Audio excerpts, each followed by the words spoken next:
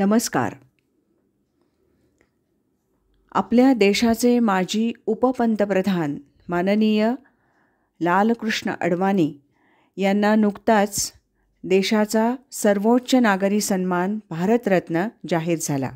हे आपण जाणतोच. भारताच्या विकासात त्यांनी अविस्मरणीय असं योगदान दिलं आहे. तळागाळात काम करण्यापासून ते उपपंतप्रधान म्हणून देशाची सेवा करण्यापर्यंत त्यांचं समर्पण अत्यंत महत्त्वाचं आहे. तेव्हा आज ऐकूया याच संदर्भातील नगरच्या श्रीयुत रवींद्र मुळे यांनी लिहिलेला लेख, ठरलो जरी जगी आज आम्ही वेडे, गातील जगी उद्या आमचेच पवाडे. ऐकूया. आणि या लेखाचं अभिवाचन केलं आहे सुवर्णा बोडस यांनी. 1925 साली नागपूर इथं एका द्रष्ट्या पुरुषानं एक संघटना स्थापन केली. गाढव म्हणा पण हिंदू म्हणू नका असा तो काळ होता. आत्मविस्मृत नेतृत्व इंग्रज सत्तेच्या चक्रव्यूहात पूर्णपणे फसलं होतं. येन केन प्रकारानं स्वातंत्र्य मिळवण्याचा अट्टाहास देशाचे तुकडे करेल की काय असं वाटत होतं. खिलाफत चळवळ पूर्ण फसली असूनही मोपल्याच्या बंडावर पांघरून घातलं जात होतं. अशा विपरीत परिस्थितीत डॉक्टर हेडगेवार यांनी हिंदू समाजाच्या संघटनेचा श्रीगणेशा केला. त्या काळात त्यांना आणि नंतर त्यांच्या अनुयायांना वेडं ठरवलं गेलं. जेव्हा हे वेडे ध्येय वेडे आहेत आणि समाज त्यांना स्वीकारत आहे असं लक्षात आलं, तेव्हा स्वतंत्र भारतात या संघटनेवर स्वयंसेवकांच्या वर खोटे नाटे आरोप करून संघटनेला दडपून टाकण्याचा प्रयत्न झाला. पण या ध्येयवेड्या डॉक्टर हेडगेवार यांच्या विचारांच्या अनुयायांनी अपार कष्ट केले, अवहेलना सहन केल्या. संसार थाटला नाही. ज्यांनी थाटला त्यांनी राख रांगोळी स्वतःच्या डोळ्यानं बघितली, पण निष्ठा सोडली नाही. दिवस जात होते, वर्ष सरत होती. वाळूचे कण रगडल्यावर त्यातून एक दिवस तेल निघतंच यावर विश्वास ठेवणारे, प्रत्यक्ष गंगा पृथ्वीवर आणणाऱ्या भगीरथाचे पुत्र असणारे हे सगळे साधक आपली साधना गेली 98 वर्ष सतत करत राहिले. अशा साधकांच्या पैकी एक साधक म्हणजे माजी उपपंतप्रधान लालकृष्ण अडवाणी. फाळणीपूर्व काळात कराचीला ते संघकार्य करत होते. फाळणीनंतर मुंबईत आले आणि संघकार्य करत राहिले. प्रचारक म्हणून काम करत राहिले. नंतर व्यावहारिक जगात पाऊल ठेवताच त्यांना जनसंघाचं काम दिलं गेलं. आजकाल तरुण नेत्यांना राजकारणात गेलं की लगेच पद, प्रसिद्धी, मोठेपणा हवा असतो. पण या चमकोगिरीपासून दूर राहत पक्षाच्या 3ऱ्या-4थ्या श्रेणीत कुठलीही अपेक्षा न ठेवता हा सच्चा कार्यकर्ता प्रसिद्धीपासून दूरच होता. अटलजी, नानाजी, बलराज मधोक, जगन्नाथराव जोशी ही नावं जनसंघाचे नेते म्हणून माहीत होते. कालिकत अधिवेशनात अध्यक्ष म्हणून दीनदयाळजी निवडून आले आणि त्यानंतर ते सर्वत्र माहिती होत गेले.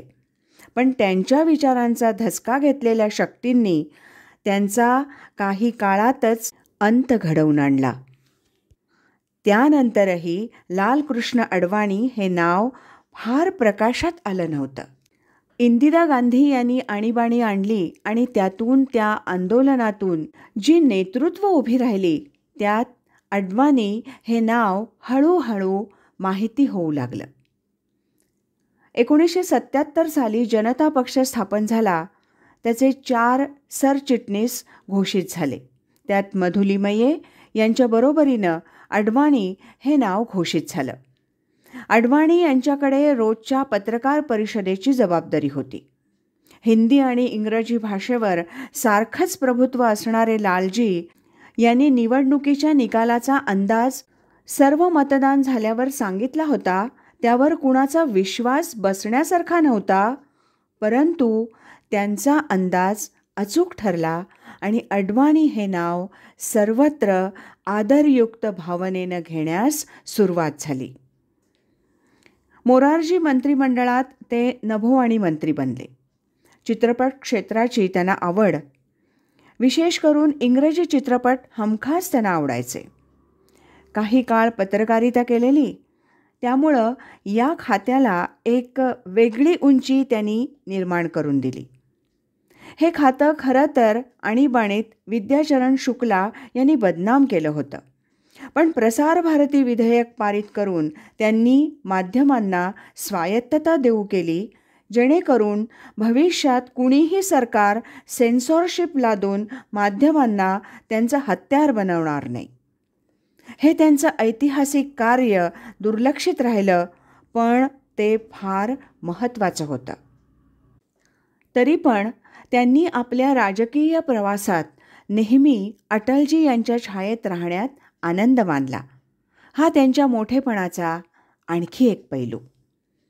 भारतीय जनता पार्टी स्थापन झाली आणि त्या पक्षाला गांधीवादी समाजवादाच्या भूलभुलैयातून बाहेर काढून हिंदुत्वाच्या रस्त्यावर आणण्यासाठी पालमपूर येथील राम जन्मभूमी मुक्तीचा ठराव त्यांनी करून घेतला. हे एक त्यांचं आणखी एक असंच महत्त्वाचं राजकीय यश म्हणावं लागेल.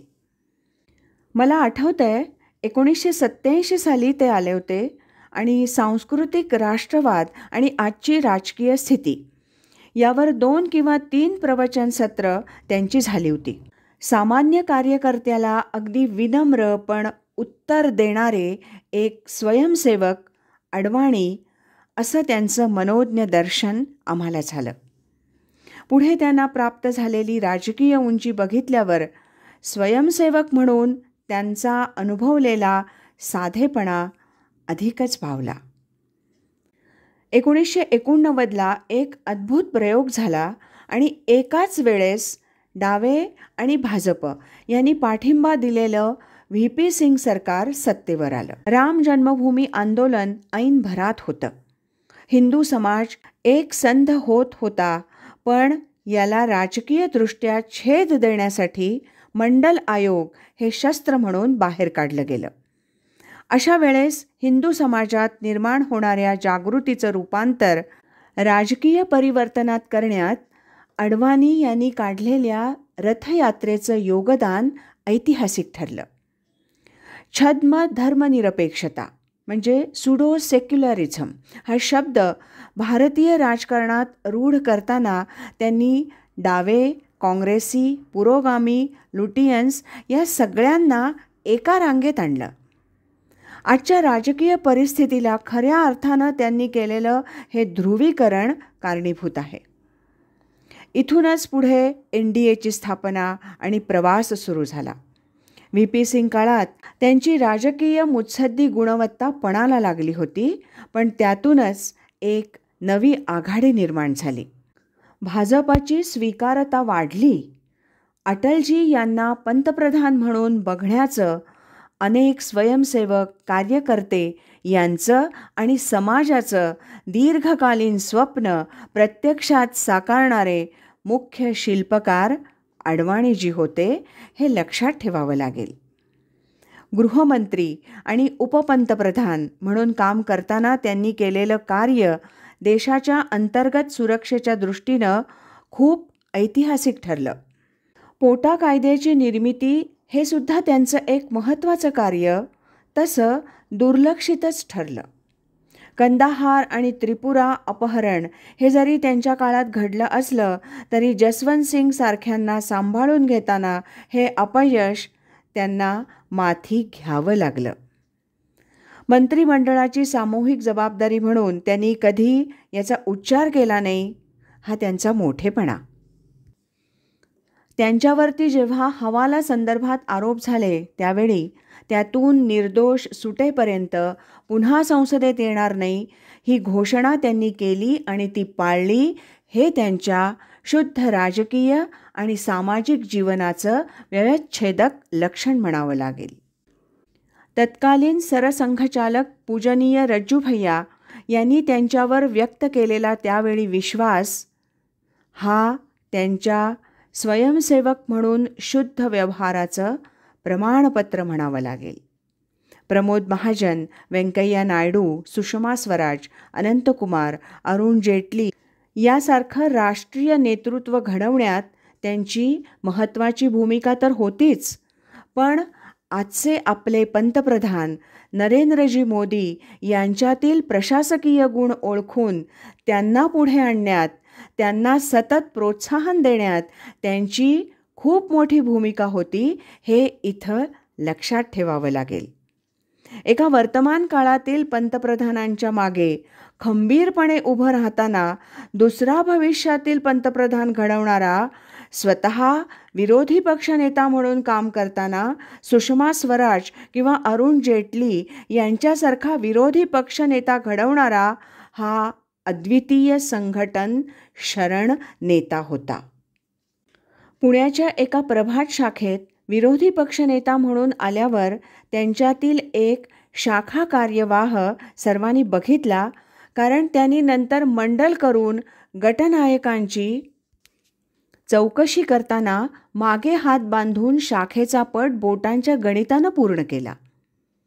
आयुष्याच्या कुठल्याही टप्प्यावर स्वयंसेवक, प्रचारक ही मानसिकता टिकवून ठेवणं हे सोपं नसतं, पण जेव्हा ते दिसतं तेव्हा कार्यकर्त्यांना दीर्घ प्रेरणा देऊन जातं.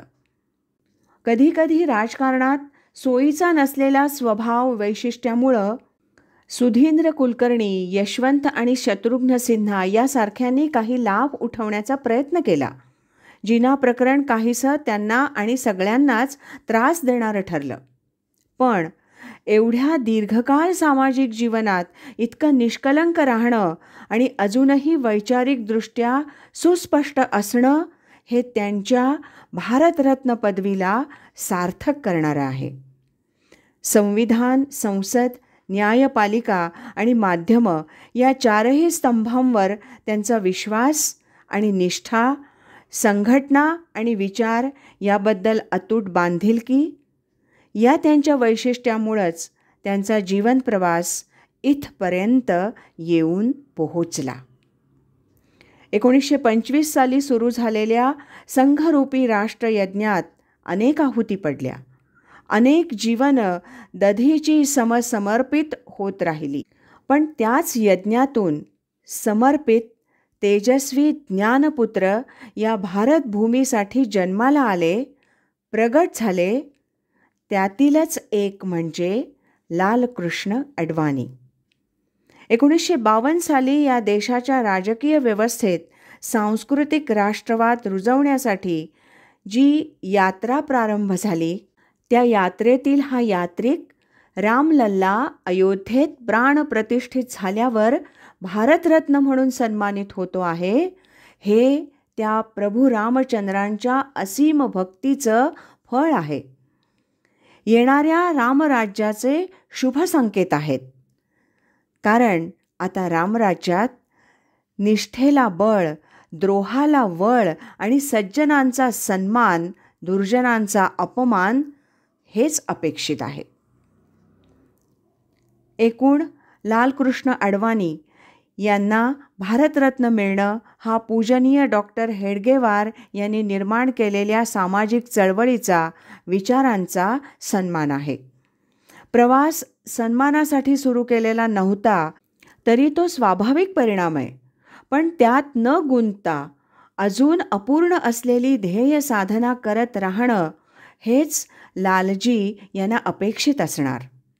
या मालिकेतील अनेक नररत्न हा सन्मान न मिळवता स्वर्गवासी झाले. स्वर्गातून आपल्या प्रिय भारत मातेकडे बघताना ते पण अत्यंत सुखावले असतील. ते त्यावेळी वेडे ठरले होते, पण आज त्यांच्या अनुयायी असणाऱ्यांचे गायले जाणारे पवाडे त्यांचे कान तृप्त करत असतील. भारत माता की जय. ठरलो जरी जगी आज आम्ही वेडे, गातील जगी उद्या आमचेच पवाडे. या लेखाचे लेखक रवींद्र मुळे, नगर. आणि या लेखाचं अभिवाचन केलं होतं सुवर्णा बोडस यांनी.